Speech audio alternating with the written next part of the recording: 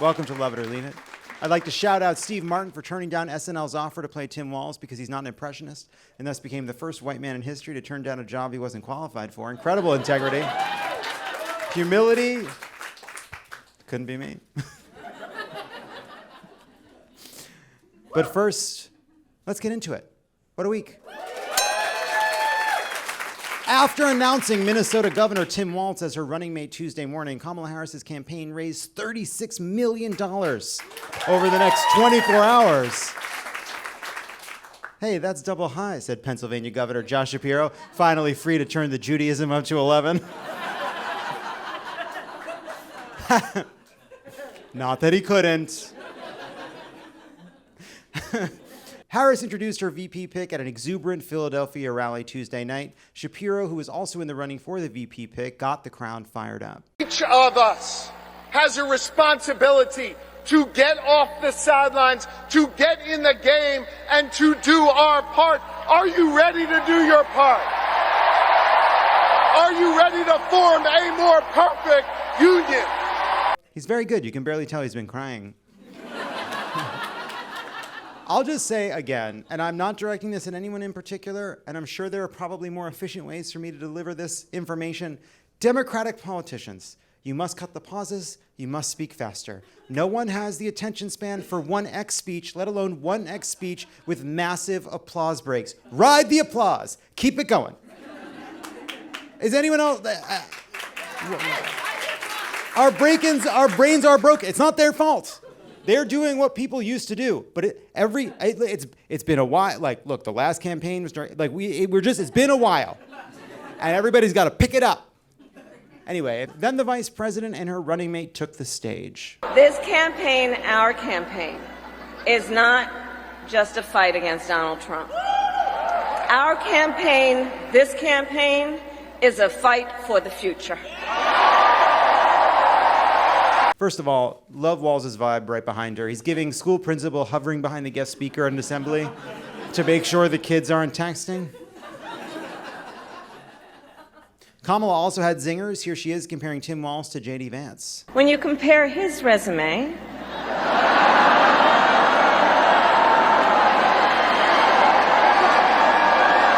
shall we, to Trump's running mate,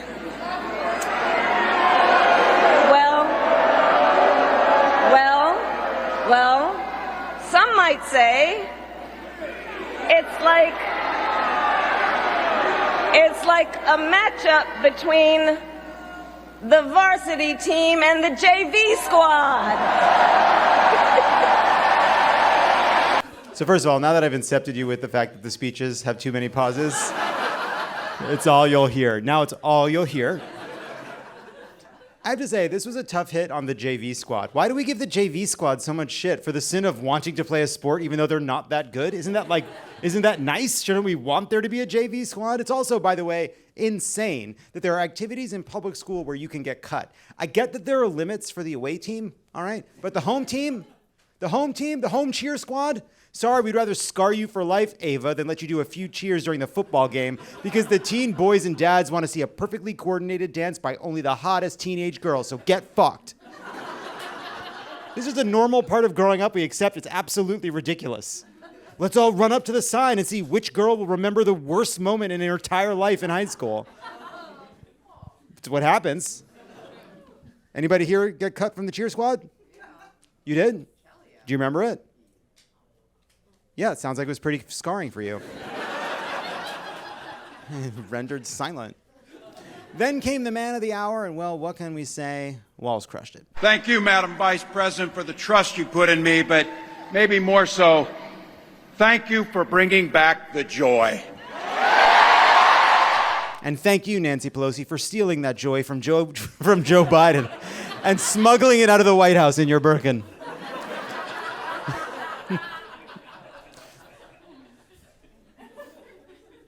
Here is Walz on Donald Trump. Trump weakens our economy to strengthen his own hand. He mocks our laws. He sows chaos and division. And that's to say nothing of his record as president. Boom. You got Walzed. Hot dish to the face. Walz continued. He froze in the face of the COVID crisis. He drove our economy into the ground. And make no mistake, violent crime was up under Donald Trump.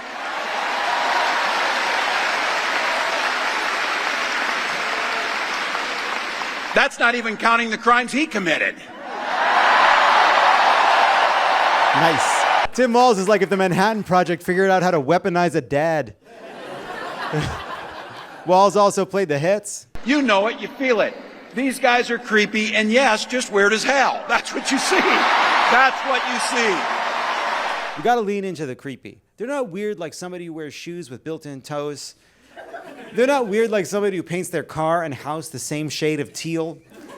They're weird like a guy with binoculars in a tree outside of your wife's doctor's office. They're weird like a salesman who calls you back after you came in to test drive a car and you say you decided to keep your current car, but he keeps making conversation until you realize he's asking you out on a date. That's the kind of weird. In addition to weird, Walz had another message for Republicans. In Minnesota, we respect our neighbors and their personal choices that they make. Even if we wouldn't make the same choice for ourselves, there's a golden rule. Mind your own damn business. The slightly sibilant S, that Midwestern business. Mind your own damn business.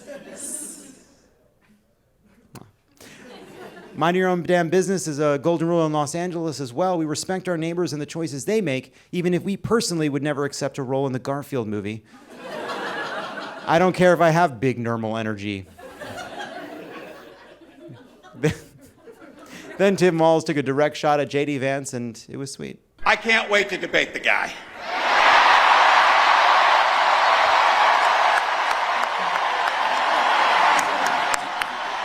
That is, if he's willing to get off the couch and show up. So,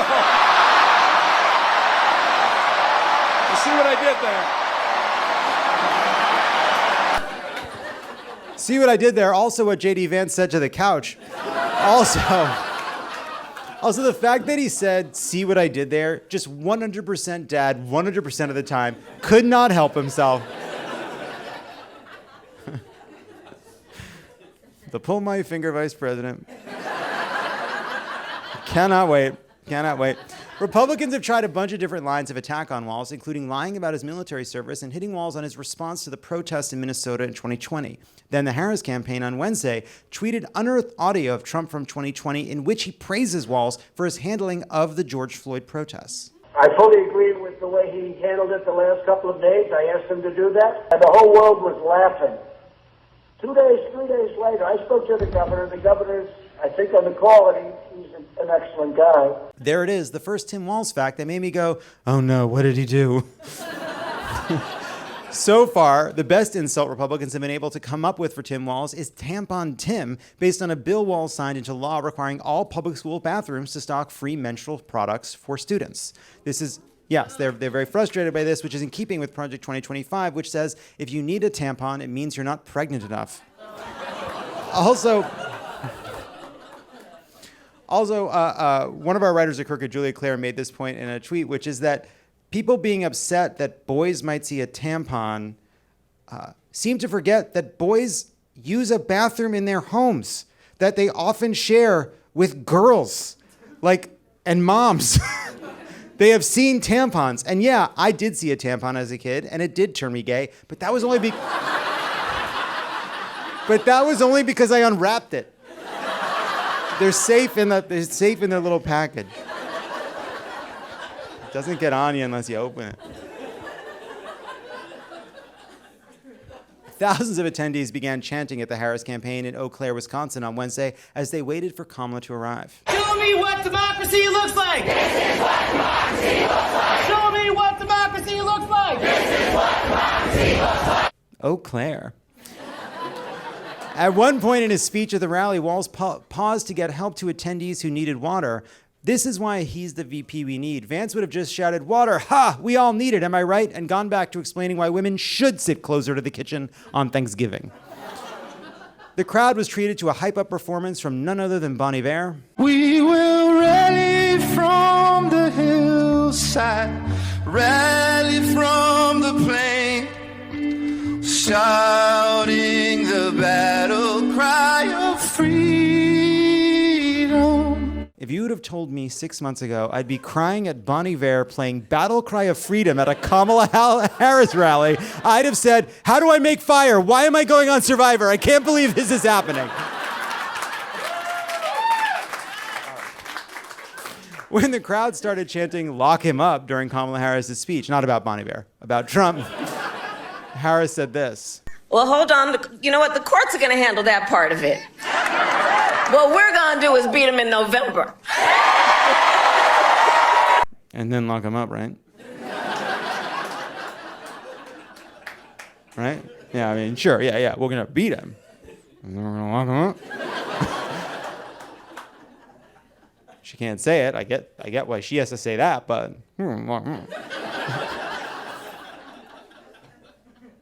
JD Vance also held a rally in Eau Claire as counter-programming to the Harris-Walz rally. Ew, Claire. Here's Vance answering the question, what makes you smile? What makes you happy? Well, I smile at a lot of things, including bogus questions from the media, man. I mean, look, I think if you watch a full speech that I give, I actually am having a good time out here, and I'm enjoying this. But look, sometimes you got to take the good with the bad, and right now I am angry. Okay, I'll just put you down for angry then. The reporter responded, imagine being asked as a politician, what makes you happy? And instead of saying, my kids, my wife, baseball, and Jesus, you say, fuck you, scumbag. That's what makes me happy. Ha ha ha! Ha ha ha ha! Ahead of their respective rallies, Vance and Harris's planes arrived on the same tarmac in Eau Claire. Vance tweeted a photo of himself with his posse on the tarmac with the caption, "This Entourage reboot is going to be awesome." There we have the picture. Vance stole my idea for Entourage Oops All Turtles. I've always said what Entourage needed was more guys to take place in Eau Claire, Wisconsin. A reporter asked Vance the softest of softballs, and Vance crushed it as always. Why would people in Wisconsin want to have a beer with you? Well, I guess they'd want to have a beer with me because I actually do like to drink beer. Woof. Well done, Mr. Vance. Very lifelike. I do feel for him a little bit because he is trapped in an impossible position. He is constantly being asked a version of, when did you stop masturbating outside of a school? Like, are you cool? Do you have fun? What makes you normal? You can't answer these questions without seeming like a full-fledged fucking alien dweeb. I like to do all the normal things people do. There's no way out. What would make someone want to drink a beer with you? I love beer. Beer is fun. I will have fun having a beer. Show, don't tell.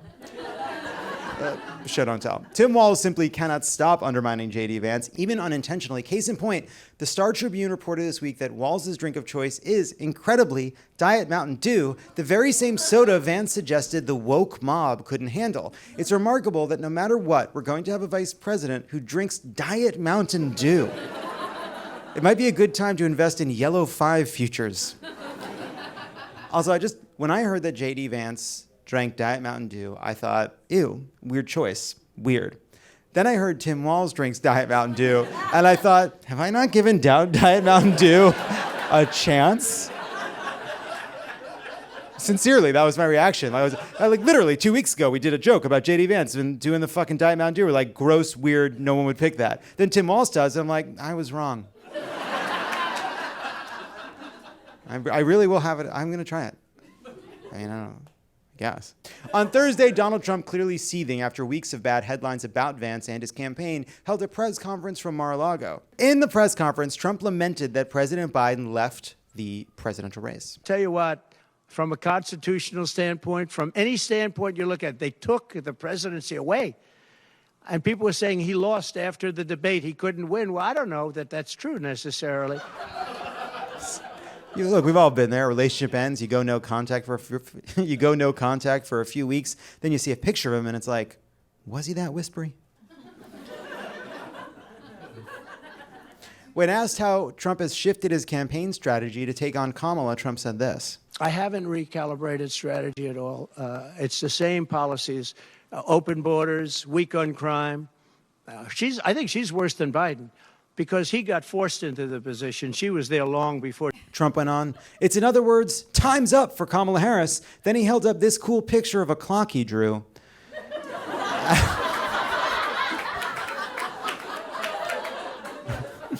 At one point, Trump says this of the vice president. She destroyed San Francisco. She destroyed California. Trump is, of course, referring to the mid-90s when Harris and a squad of commandos took over Alcatraz and threatened to launch VX nerve gas at San Francisco if their demands weren't met. Where's that Ed Harris? No, it was Kamala Harris. Right? It was Kamala. I don't know.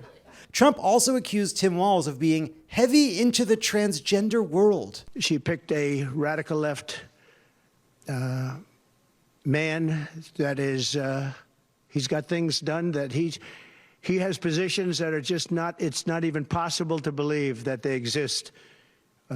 He's going for things that nobody's ever even heard of. Heavy into the transgender world, heavy into lots of different worlds. Continued Trump, plus I don't even think he's attracted to his own daughter.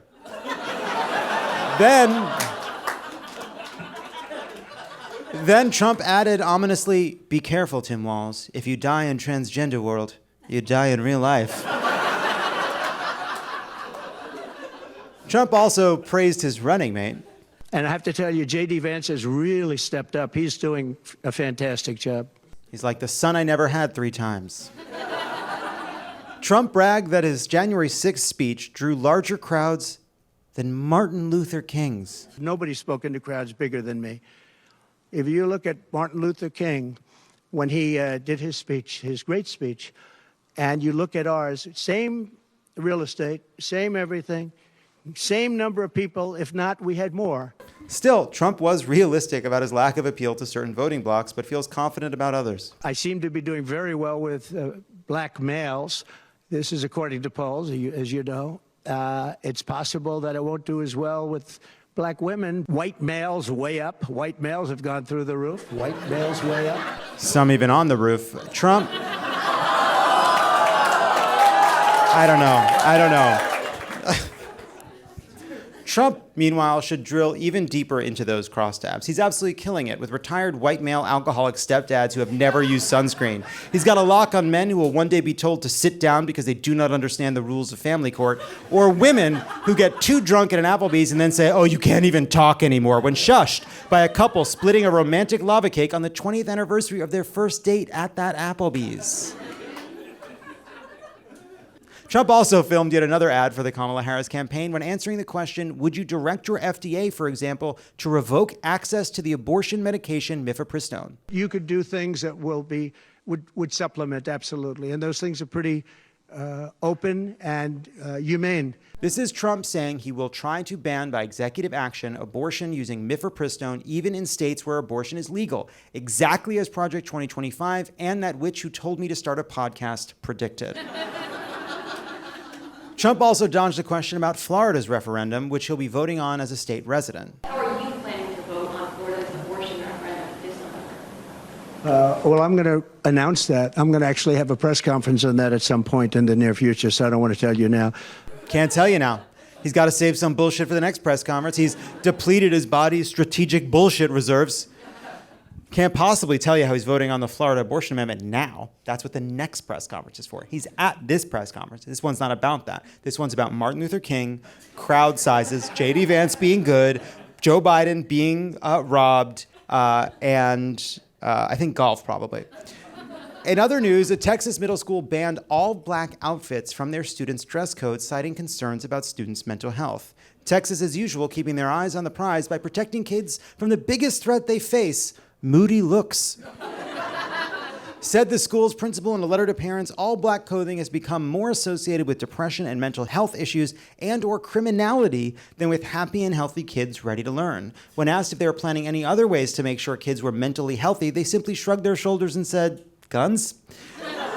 It's another classic case of not understanding the difference between correlation and causation. They don't get sad because they're wearing black. They're wearing black because they don't even have the words to describe the ways in which they feel trapped by the conditions placed on their existence, or because they're chic.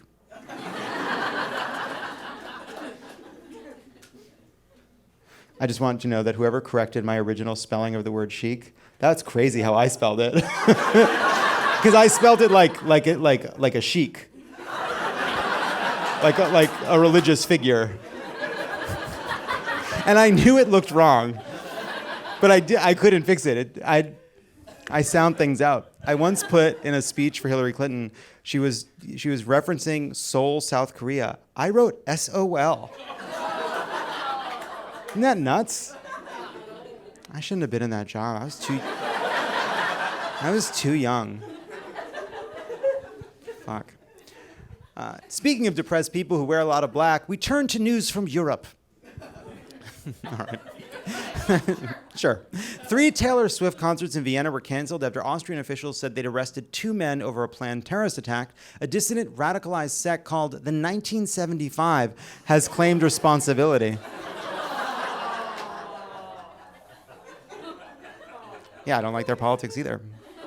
Meanwhile, at the Olympics, a Belgian triathlete became sick following a dip in the Seine. Rumors swirled that the polluted river had itself made her fall ill, though it wasn't clear if that was the case. Yeah, said France, it could have been any of the polluted European urban sewer gullies that they spent 750 meters gargling through last week.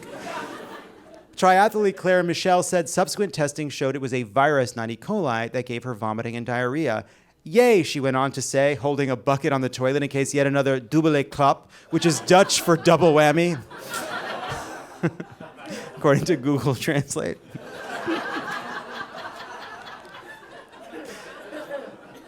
Still, officials report bacteria levels in the Seine have fluctuated during the games, causing them to cancel pre-triathlon test swims and delay the men's triathlon by a day. Fortunately, the levels of fecal bacteria in the river were reportedly very good on the day of the individual triathlon competition.